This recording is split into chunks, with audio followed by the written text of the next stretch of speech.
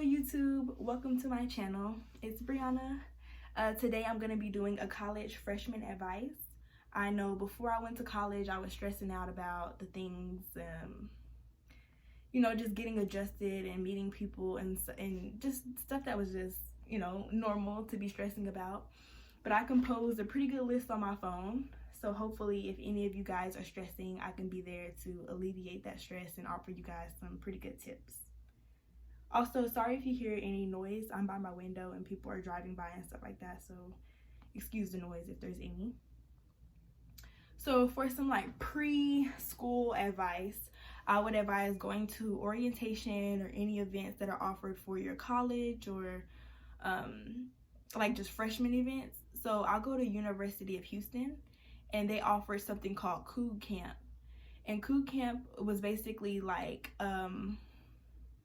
I think it was like a day or two event where 100 or so freshmen came to meet each other, get acquainted, get familiar with campus, and there are mentors, and so the mentors were able to kind of just offer their experience and advice, just to also alleviate that stress and be the advisor that the incoming freshmen needed.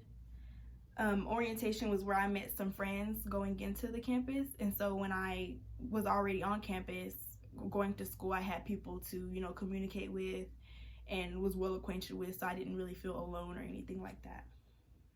Getting to class, that was what I was worried about. The campus is a pretty big campus, and so I was like, where is this building, communication English building, where is it at? I'm not gonna be walking around here, it's hot, it's humid, what is this? But actually, if you type it on Google Maps, I know most campuses, I know Texas Tech does it, UH, and I guess other big universities offer the campus buildings on Google Maps, so you can navigate and it'll show you where it's at and stuff like that. For the first week or two, there should be people around campus that are helping students navigate around so they don't get lost. And so just in case you're stressing about the same thing, there should be people around to help you with that. Go to the events that are held on campus by different organizations in your dorm hall and stuff. That's where you're gonna meet the people, and that's where you're gonna get the free stuff too. That's where the free stuff is at. So if you want shirts, little knick-knack, water bottles, hand sanitizer, that's where you're gonna get it, is at the event. Also, Eventbrite, if you guys don't have that app, I moved 8 hours away from home to school, and so I wanted to know what was around Houston and there are things to do with my friends and stuff like that. So Eventbrite is a good place to look. It has free events, cheap events. I would advise having snacks in your room. Me and my roommate kind of struggled with this a little bit. We was relying on a dining hall because we had 24 hours, which is always a plus, but when it's raining or stormy and stuff like that outside and you don't want to go out, it's easy just to pull out something and heat it up, microwave it, put it in the oven, whatever you need to do. Decorate your room. When you go in, your room is going to look like a jail cell, so bring pictures of your friends, decorations, family, so you won't be homesick. And also I feel like a jail cell room off influences your mood and things like that. So if your room is really down and depressed, I feel like that's gonna match your mood. So make it your own. Respect others living around you.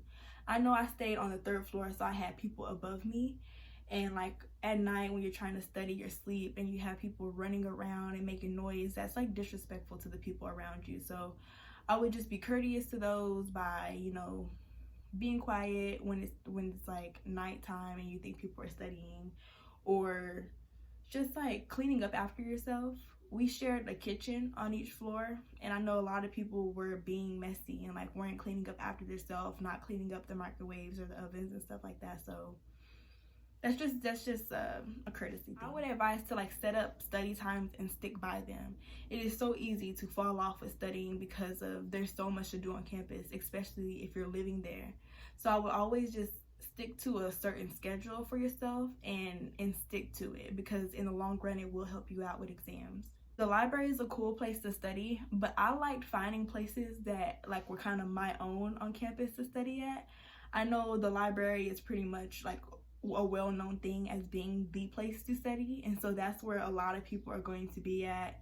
It's going to be packed, so if you prefer to study there, you know, there's going to be places for you to study, but I just prefer finding my own little quiet place, my own little secret spot for myself.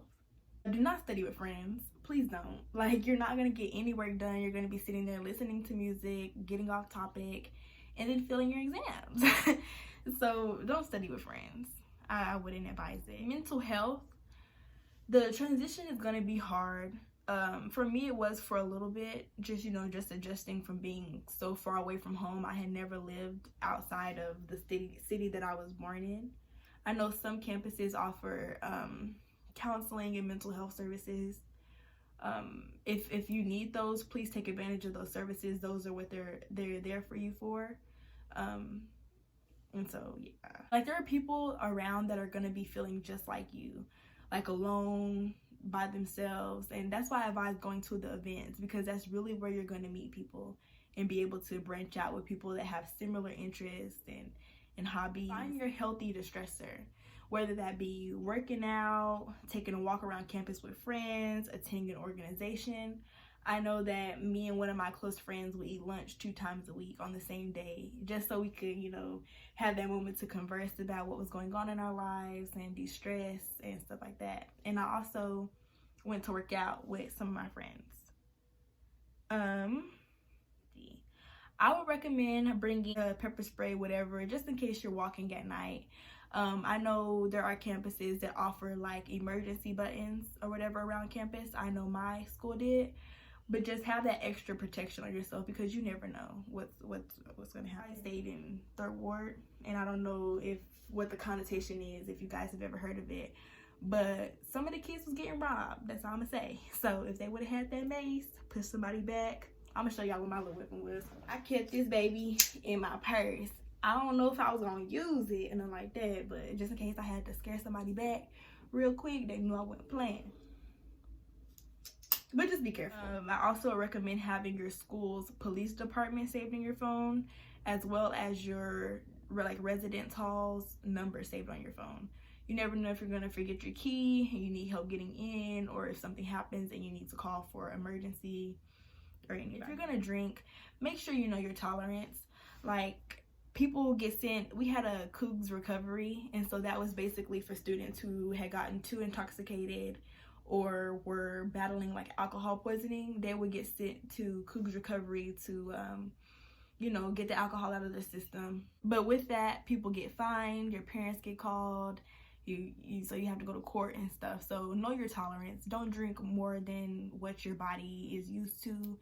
You don't gotta be cool, because 9 times out of 10, if you get to drinking, you're gonna be embarrassing yourself. Like, be careful of what you drink. I was at a frat party, and we saw this bottle of alcohol, and we had never seen it before. Like, we never heard the name or nothing like that. And so we Googled it and found out that the alcohol was banned in the United States. And so it's like, there's only one reason that I feel like you would have that at a frat party, and if you know what I'm saying, nobody needs to get that drunk. Like, if you took a shot of that, you would be like shit-faced.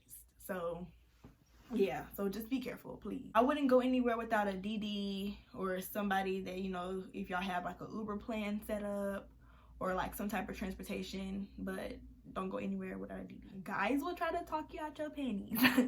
So please be careful. Word gets around, so you can have fun, but please be mindful of your actions and who you involve yourself with. Please be safe. Wear your condoms. Please use them. Please tell these people to wrap their wheelie before they try to get silly with you. Like, please. I knew far too many people freshman year that had contracted STDs for just being reckless and careless about what they're doing. There are services on your campus that should offer like free STD testing and screenings. So just regular checkups are important, say for your partner and also for you.